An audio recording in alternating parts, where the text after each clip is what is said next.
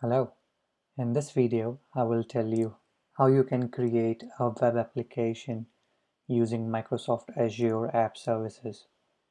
If you don't have an account, you can sign up for free and Azure give you free credits that you can use without paying any money.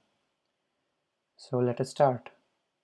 As you can see, this is the menu from the left, and you can directly create on App Services or you can directly create on New.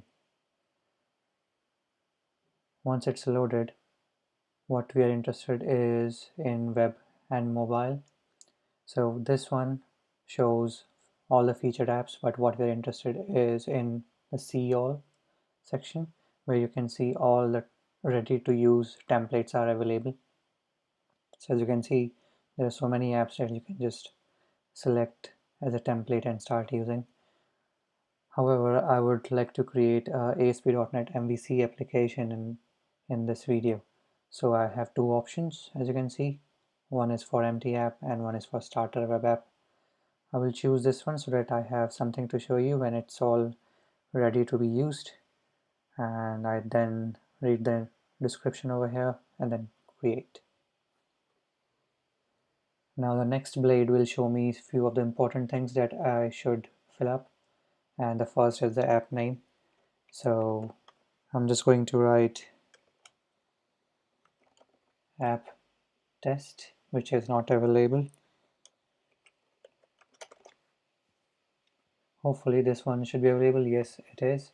So as you can see, the name should be unique, and by default Azure gives you whatever app name you decide, and it gives you .azureWebsites.net to actually get to your application by using this domain. I'm using my default subscription, and I would like to create a new resource group over here. Think about resource group as logical containers of whatever services you use. So for example, if I'm creating a project for my app test video application, all the resources that I would like to create, I can keep it in one resource group or more. So it just depends on how you would like to distribute your services. Now this is about app service plan and location. By default it gives you one, and as you can see, the plan that it has automatically opted is S1. If you would like to see any other plan, then you can easily create a new service plan, choose a location of your choice. So here I will choose UK South because this is the closest to my region, and I can also select a pricing tier, which at the moment is S1, which was automatically defaulted over here, as you can see. Now here I have so many options to choose from. Depending on my needs of the application, I can just choose a basic plan or a premium plan or a shared plan. So for now, because this is just a simple test application, I will just go on and select free. Select. I need to create this service plan.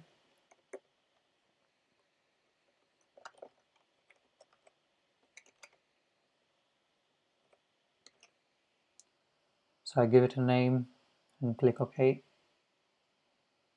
So we are back to the setup, and then we have an option to set application insights for the application. So this is basically a utility from Azure that helps you detect and diagnose quality issues for your application. So it can show you logging and error information. You can also use application insight API just to get to know how the users of your application are using it. Okay, you can also pin this application to the dashboard once it is completed. So the next step is to create. As you can see, it's complaining about the app name app test video is not available, but suddenly it's working now. Maybe it was performing some validation. As you can see, validating over here. It will take just few seconds to deploy this application, which is in progress. So this is a place where you can see all the notifications, and as you can see, Deployment to resource group app test video is in progress. I will get back to you once it is all ready to be run. Alright, so the application has been created. As you can see in the notifications, it was succeeded. And now what I will do is, I would like to first show you the resource group that was created, which is over here. This is a logical container of our services that we'll use for this application. Now, in this service group, you have an app service plan. That was a free service plan that we opted, and this is the actual app service. So let us see.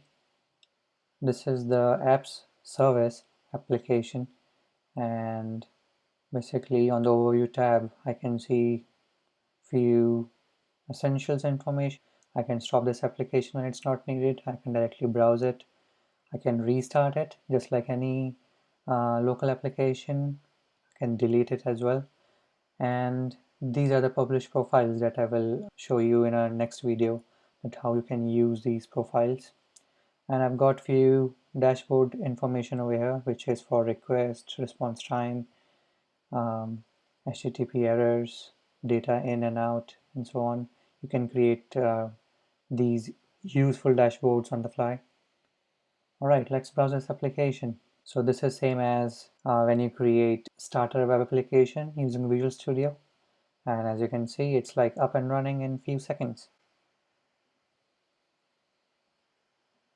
This is a very quick way to create ASP.NET MVC application.